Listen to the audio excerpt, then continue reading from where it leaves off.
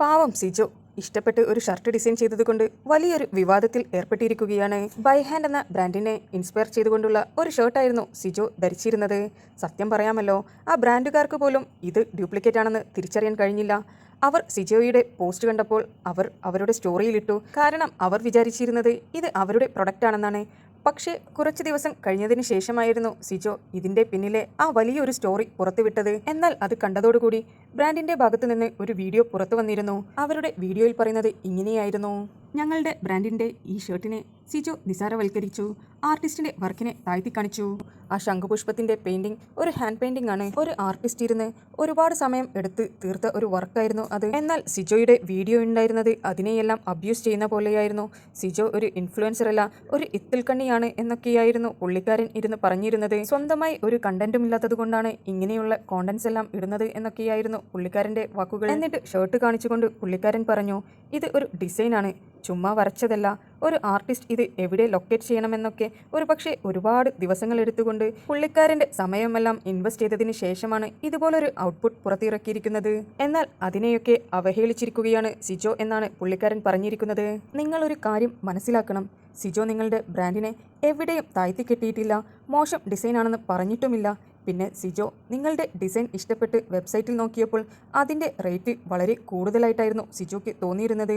എന്നാൽ എന്തുകൊണ്ട് ഈ ഡിസൈൻ നമുക്ക് തന്നെ സെൽഫായി ഡിസൈൻ ചെയ്തുകൂടാ എന്നുള്ള ഒരു ആലോചനയിൽ നിന്നായിരുന്നു സിജോ ഈ ഷർട്ട് ഡിസൈൻ ചെയ്തിരുന്നത്. ഒരു പ്ലെയിൻ ഷർട്ടിൽ ഈ ഡിസൈൻ പൈങ്കിളി എന്ന തൻ്റെ സഹോദരിയെ കൊണ്ട് വരപ്പിച്ചെടുക്കുകയായിരുന്നു.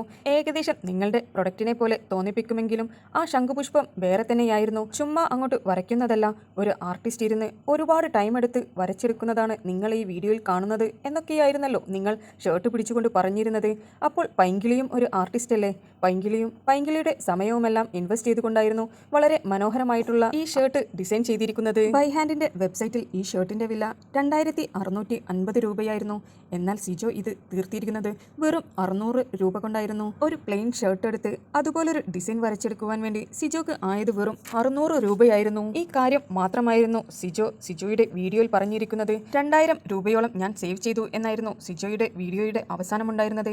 ഇതിൽ എന്താണ് ഒരു തെറ്റുള്ളത്?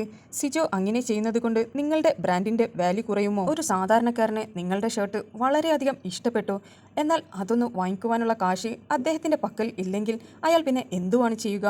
തീർച്ചയായും അത് തനിക്ക് ഡിസൈൻ ചെയ്തെടുക്കാൻ പറ്റുന്നതാണെങ്കിൽ ഇതുപോലൊരു പ്ലെയിൻ ഷർട്ട് വാങ്ങിച്ചിട്ട് ഡിസൈൻ ചെയ്യുകയല്ലേ ചെയ്യുന്നത്? അത് കോമൺ ആയിട്ട് ബാക്കിയുള്ളവരെല്ലാവരും ചെയ്യുന്ന ഒരു കാര്യമല്ലേ? നിങ്ങളുടെ ബ്രാൻഡ് ഇടാൻ കഴിഞ്ഞിട്ടില്ലെങ്കിലും അവൻ്റെ ബഡ്ജറ്റിൽ ഒതുങ്ങുന്ന രീതിയിലേക്ക് അവൻക്ക് ഇഷ്ടപ്പെട്ട ഡ്രസ്സ് ഡിസൈൻ ചെയ്യുവാനുള്ള എല്ലാ അവകാശവും അവൻക്കില്ലേ? പിന്നെ ഇക്കാര്യം ലോകത്ത് ആദ്യമായി ചെയ്യുന്നത് സിജോ അല്ലാലോ. പല സെലിബ്രിറ്റീസിൻ്റെ ഡ്രസ്സുകളും ഒരുപക്ഷെ ലക്ഷങ്ങൾ വിലയുള്ള ഡ്രസ്സുകളായിരിക്കാം. അതൊന്നും ഒരുപക്ഷെ ഒരു സാധാരണക്കാരന് അഫോർഡ് ചെയ്യുവാൻ വേണ്ടി പറ്റുന്നതായിരിക്കില്ല. അപ്പോൾ അവൻ ചെയ്യുന്നത് അതിനെ ഇൻസ്പയർ ചെയ്തുകൊണ്ട് അതുപോലത്തെ രീതിയിലുള്ള മെറ്റീരിയൽസ് എല്ലാം എടുത്തുകൊണ്ടായിരിക്കും ആ സെയിം ഡ്രസ്സിനെ അവൻ ഡിസൈൻ ചെയ്തെടുക്കുന്നത്.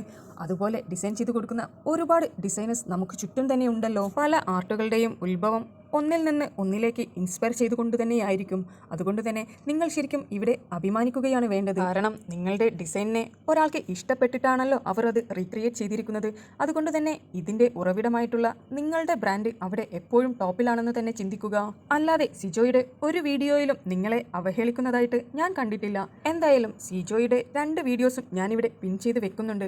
നിങ്ങളൊന്ന് കണ്ടു നോക്കൂ. എന്നിട്ട് നിങ്ങളുടെ അഭിപ്രായം എന്താണെന്ന് താഴെ കമൻ്റായി പറയൂ. ഹായ് ഗൈസ്, ഞാൻ ഇട്ടിരിക്കുന്ന ഈ ഷർട്ട് കണ്ടോ? ഈ ഷർട്ടിന്റെ പിന്നിൽ ഒരു ചെറിയ സ്റ്റോറി ഉണ്ട്.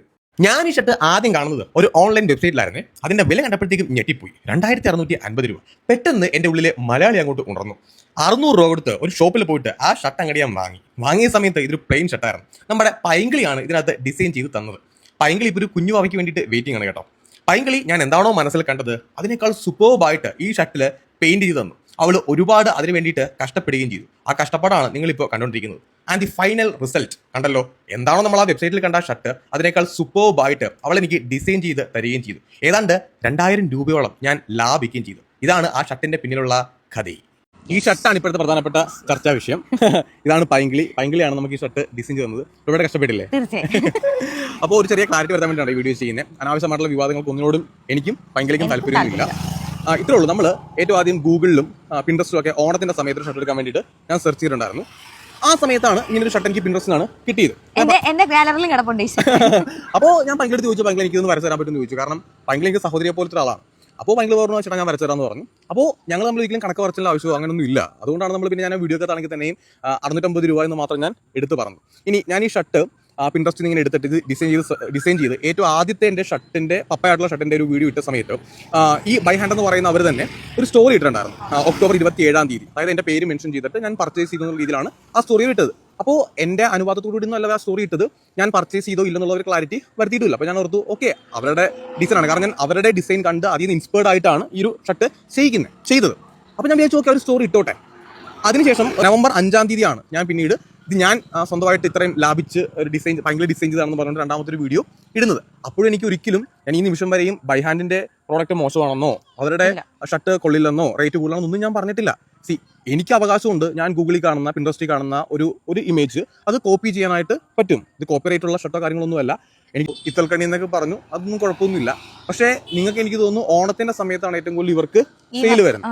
അപ്പം നിങ്ങളുടെ ഒരു പ്രോഫിറ്റ് റേഷ്യോ അത്ര ഇട്ടാലും നിങ്ങൾക്ക് ഇതിനൊരു ലാഭം കിട്ടത്തുള്ളൂ. എനിക്ക് 2600 രൂപ കൊടുത്തിട്ട് ഷർട്ട് വാങ്ങിക്കാൻ എനിക്കപ്പോ തോന്നിയില്ല.